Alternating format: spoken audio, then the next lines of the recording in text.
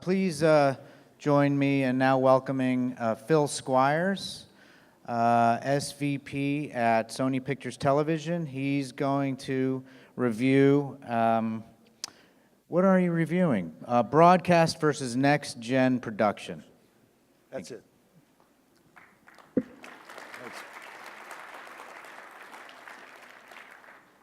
So we all know that OTT is here to stay as a delivery path. What you might not realize is how different production and post can actually be for next-gen content as compared to traditional broadcast productions. So at Sony Pictures Television, we produce content for all of those types of distribution. And I'm going to offer some comparisons between what we are seeing as a difference between next-gen versus traditional broadcast production workflows. And I'm including cable on the next-gen side because of the similarities we found in those two types. First of all, I'll offer some basic differences in these distribution models, and then look at production and post-production workflows between the two, and then point out some specific metrics between the different program types. Broadcast and cable and OTT. There's some basic differences that are not workflow related. On the broadcast side, there's really only 5 opportunities for program content. That's ABC, NBC, CBS, Fox, and the CW. On the cable side, there's about 30 entertainment networks, and of course on OTT, there's at least a dozen, on our way to probably hundreds. So to the creators on the broadcast side, you've got a fixed number of open slots to sell to, whereas with cable and OTT, next gen, you've got more channels and more slots almost every day. To the writers, they see content restrictions on the storylines that they can offer on the broadcast side, and then there's few, if any, restrictions on the topics on the next gen side. To the studios, we all know that a series can be canceled early if it doesn't meet audience expectations early on. We've seen shows that we've produced canceled after only 1 or 2 episodes because of that factor. Whereas with cable and OTT, you've typically got a pretty good chance of getting all 10 or 12 episodes produced and aired, and typically aired multiple times for a shot at getting audience viewing on these shows. From the talent point of view, talent faces an unknown future on the broadcast side. If their show's canceled, what does that mean to their career? And we're seeing a lot of talent interested in the possibilities at cable and OTT and the commitment that that offers. Of course, technical. For broadcast, you're really only looking at HD and surround sound for the most part. Whereas on next gen, it can be 4K, it can be HDR, it can be Atmos, and who knows what's next in that area. And then we get to post-production. The delivery schedule is very tightly based on the air date for the broadcast side, and on the next gen side, delivery is based really on the binge watching habits that they offer. And what we're seeing is our deliveries come in multiples instead of a weekly sort of schedule. Before I look at some of the metrics, let's look at how these basic differences appear to affect the types of creative folks that are drawn to the next gen production. And then how this has impacted some of the workflows that have morphed sometimes into alternative approaches and schedules.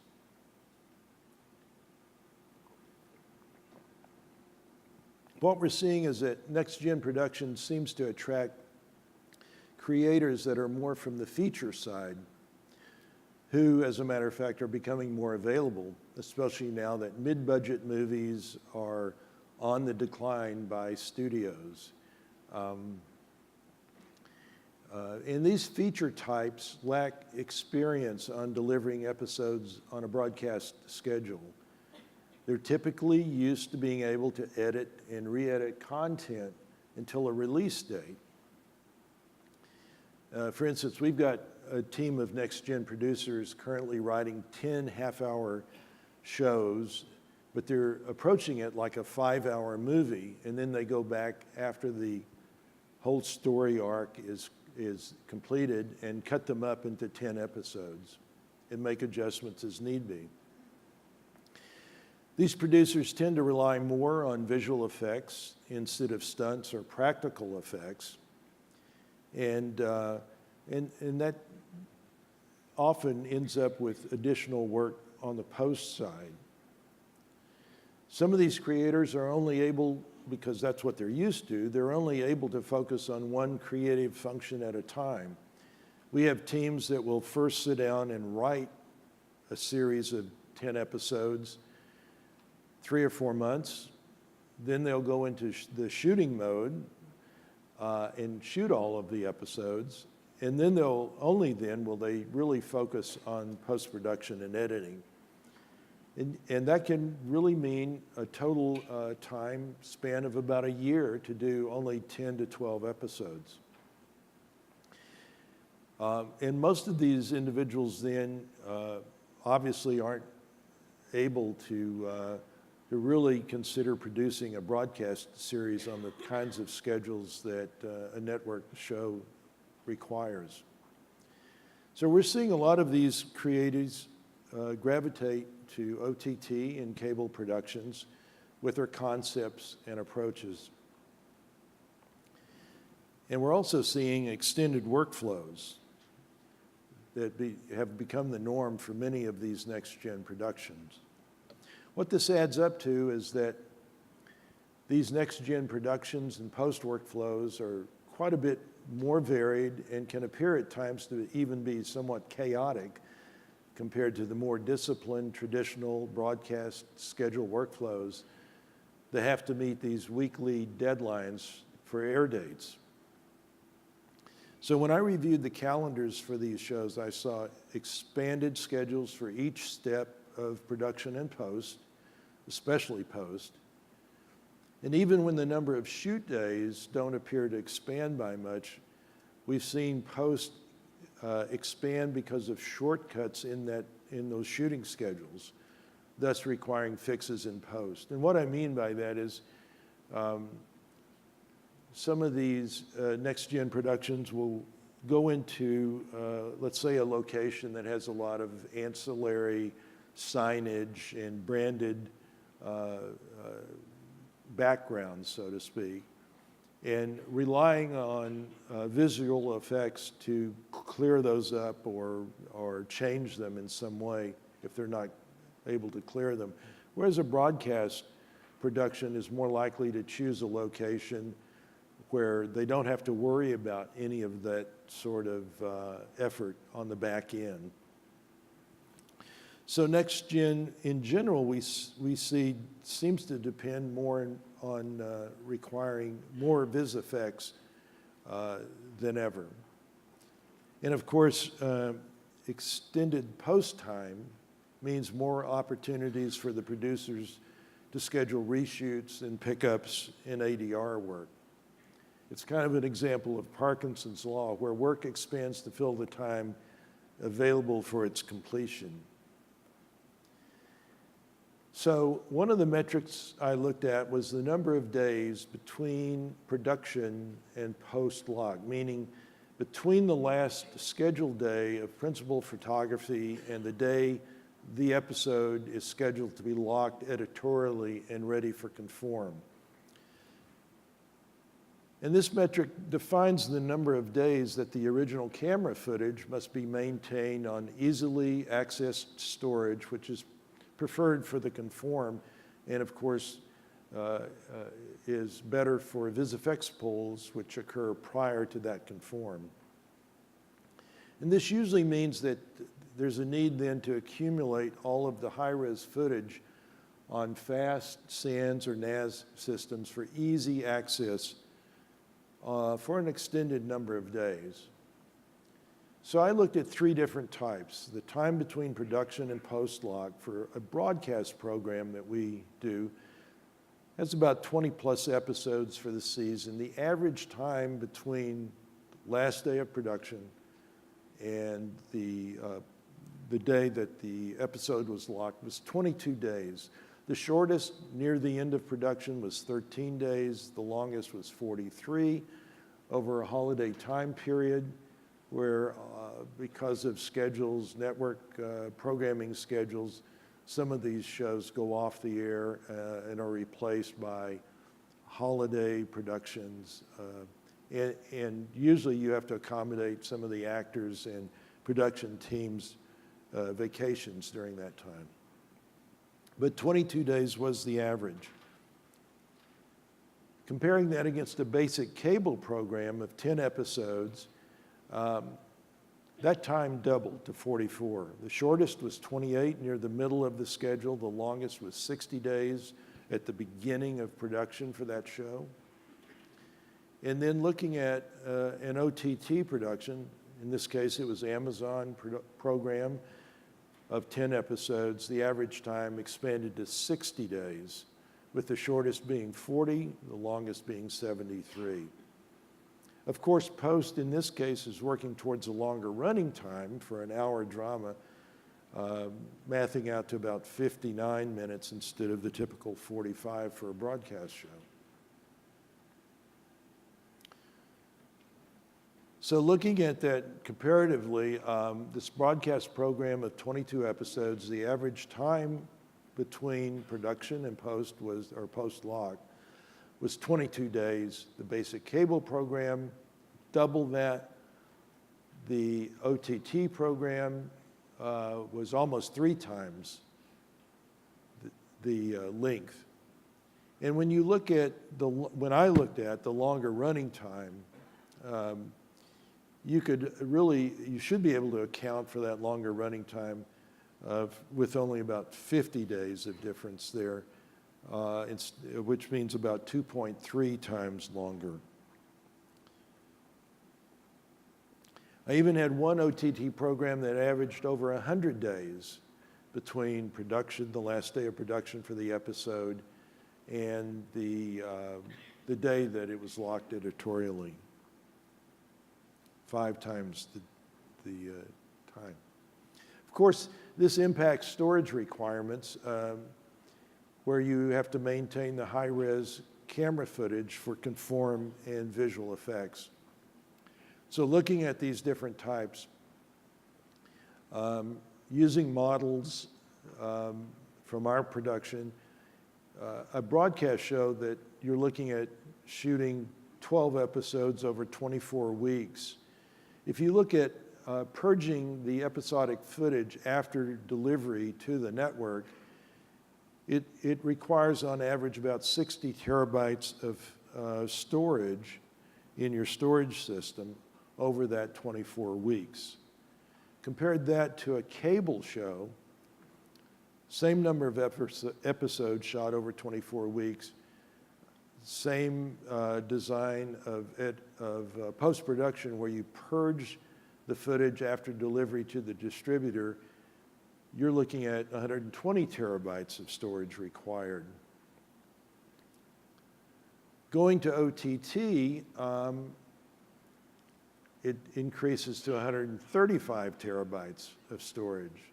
But one of the trends we've seen, especially with these longer workflows and the efforts by these creative types to treat this more like a movie where a lot of adjustments in post and editorial are handled over time, we see a trend towards wanting to keep all of the footage in storage, easily accessible storage, for that whole term of production. So in case they want to move around some of the concepts and storylines in certain ways.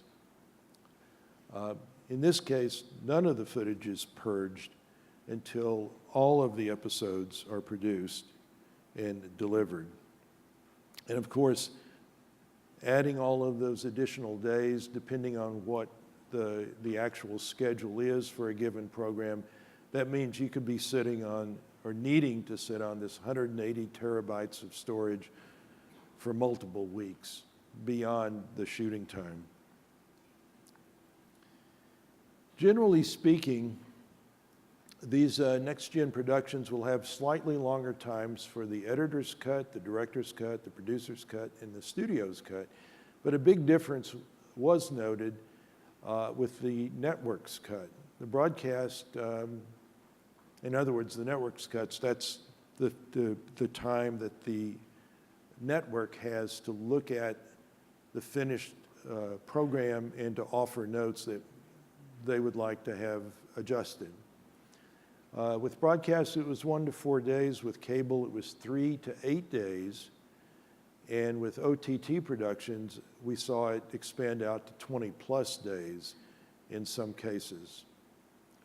There were also examples of multiple network passes for OTT. In other words, we sent in a final cut, and it came back with notes.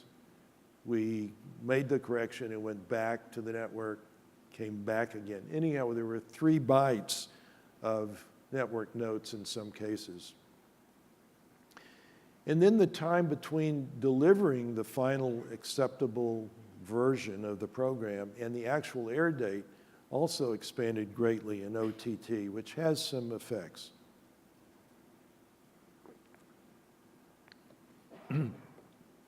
So the time between delivery and the actual air dates for broadcast, often it was only 1 day before air. With cable, it averaged out 1 to 2 weeks, and with OTT, it could be as long as 2 months or more. Now, there's some explanations for this delay. Of course, more and more OTT programs are produced for international simul releases and must be dubbed and prepared for that expanded worldwide release. We've seen the QC for OTT delivered shows is often outsourced to third parties, to other facilities for a review, whereas most broadcast networks have in-house QC, and the turnaround is much faster and more limited. Also, because the QC review occurs so much later in the schedule for OTT shows, producers must be prepared to learn of issues much later than usual and to fix those issues in the last minute. We had a series produced on a new camera a while back, and when it eventually went to the network for QC, they discovered a lot of dead pixels in the final production that had to be fixed, and had to be fixed fairly quickly, which has instituted some changes in the way we go about testing cameras in pre-production. Generally, with OTT and cable, because there are no traditional viewing seasons, once the episodes are delivered, the distributor has some time for tweaking or adjusting for promotion, or deciding when they actually want to air this program. So that also explains some of that delay. And then finally, remember that cable, and especially OTT, have greater technical delivery requirements, what with HDR, 4K, Atmos, and so on. So to summarize, Next Gen is really a different animal when it comes to post-production and production. The key creative talent involved is somewhat different from what we see on the broadcast side. Delivery dates are different. Technical requirements are different and extended. Post workflows and schedules. The amount of vis effects used is greater. And as noted, the data storage cost and the archival cost are generally greater. Some of that is attributed to the fact you're shooting in higher resolutions and have multiple deliveries. And finally, QC and the time to correct these issues are quite a bit different. All of these tend to extend the total production and post-production time by a number of days, then, which can have a significant impact on your total schedule and cost. So,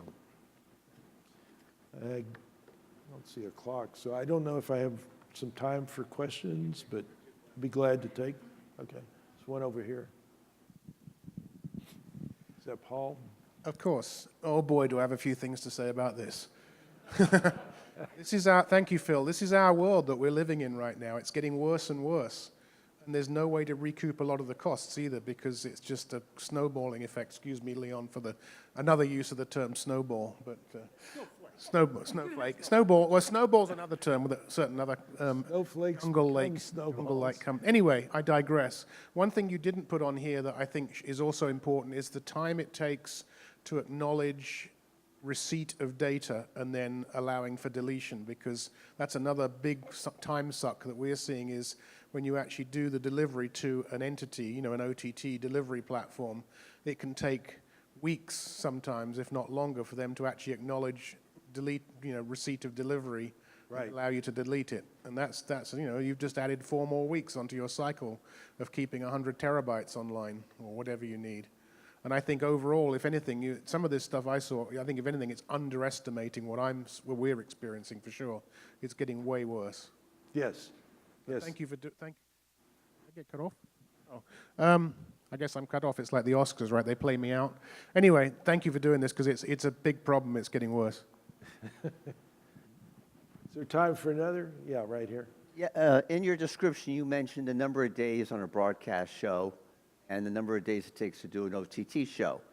Is there a difference in the number of work hours in each day? I don't think so, because a lot of that's controlled by union limitations and rules and costs. You know, so are you asking are the work days longer in OTT? I don't think so. Oh, where they're shorter, and so they, yeah.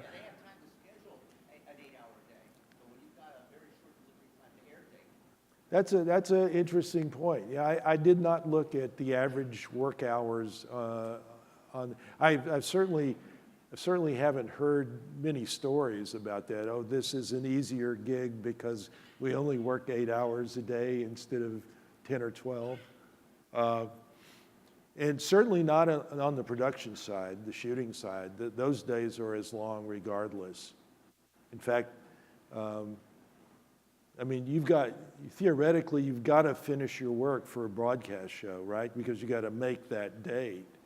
And I think on the OTT side, because of the nature and the background of the creators or the producers, they're used to shooting long days on a motion picture anyway. So I think maybe in post, but not in production. Is that it? One more? There's one way back there from Jim, I think, right? Yeah, hey, Phil.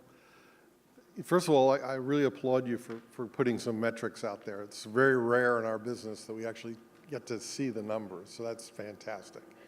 I have a question about breakage, though. I mean, how does it work in the OTT world where if the QC is so far downstream, you mentioned an example where they had bad pixels. I mean, who picks up the breakage at that point? We do. You know, just a little information about, that was the first use of an 8K sensor, and it was early in the model of the camera. It was right at the beginning of the camera being available. And 8K means it's got over 35 million photo sites, and you don't see a stuck pixel that would be that small if you're on set, if you're viewing an HD image, which is very few productions actually view 4K, let's say, on set, much less 8K.